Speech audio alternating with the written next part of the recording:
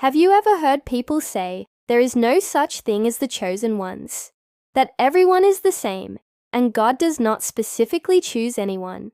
The Bible completely disagrees with that idea. From Genesis to Revelation, one truth stands firm and unshaken. God has always had chosen people. He does not just call everyone in the same way. He chooses some to carry His purpose, to reveal His power, and to represent His kingdom on earth. Throughout Scripture, the pattern of divine selection is clear, intentional, and filled with purpose. In Isaiah 42:1, God Himself declares, "Behold my servant whom I uphold, my chosen one in whom my soul delights. I have put my spirit upon him. He will bring justice to the nations." This verse is not just poetic, it is divine truth. Being chosen is not random or based on human merit. It is a heavenly appointment that carries God's delight, His Spirit, and a mission to bring justice and light into the world. From the very beginning, God handpicked individuals to fulfill divine purposes. Abraham was chosen out of many to become the father of nations. Israel was chosen among all the nations to display God's holiness.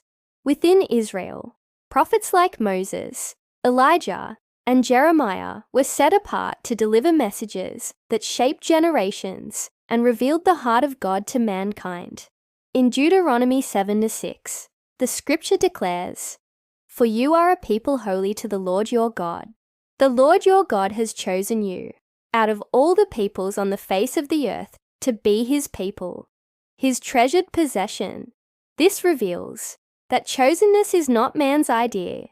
It is God's decision. He sets apart people for Himself, not because they are superior, but because His divine plan flows through them. He chooses according to His wisdom and purpose, not human standards.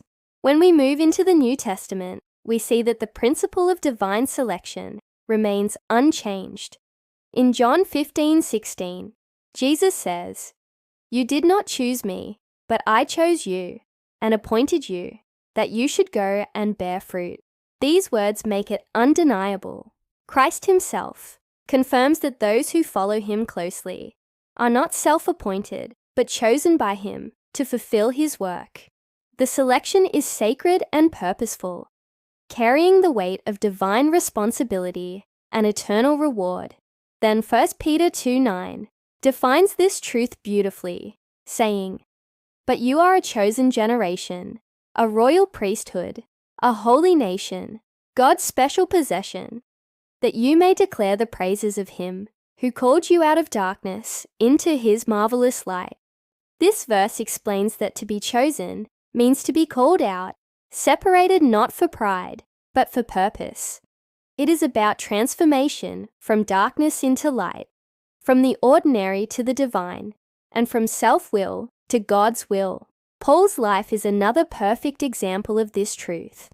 In Acts chapter 9, on the road to Damascus, when he encountered Jesus, God declared that Paul was His chosen instrument to carry His name before the Gentiles. Paul's entire life direction changed in that moment. He was chosen to carry the message of salvation to the nations, to endure trials, and to reveal Christ through his life and ministry. So when people say there are no chosen ones, they are ignoring one of the most consistent patterns in the Bible.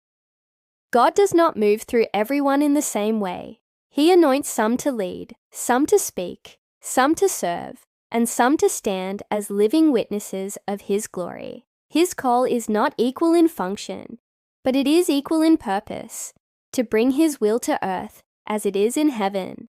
Being chosen, however, is not about favoritism or exclusivity. It is about divine function. God chooses people to be vessels of His purpose, so that His power, mercy, and truth can be revealed through them. Every chosen one carries a responsibility to walk in obedience, humility, and faith. And with that responsibility comes divine support. Those whom God chooses, He equips, protects, and empowers. The same Spirit that chose them strengthens them to fulfill every assignment. If you feel a stirring in your spirit, a sense that God is calling you to something greater, it may not be a coincidence.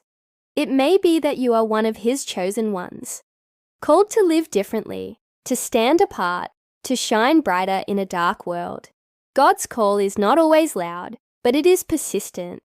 He places it deep in your heart and confirms it through His word and spirit. From Genesis to Revelation, the message remains constant. God chooses, calls, and commissions. He chose Abraham to bless the nations, Moses to lead his people, David to shepherd his kingdom, Mary to carry his son, and Paul to preach his gospel. Today, He continues to choose hearts that are willing, surrendered, and available. The world may not see it, but heaven recognizes it. The chosen ones walk with divine purpose, speak with divine authority, and move under divine protection. To be chosen means to be entrusted with a sacred mission, to reveal God's light in darkness, to bring His truth to those lost in deception, and to carry His love to the ends of the earth. It is not an easy path, but it is a powerful one. The chosen do not rely on their strength. They rely on His Spirit. They are guided by His word and sustained by His grace. And through them, God reveals His glory to the nations.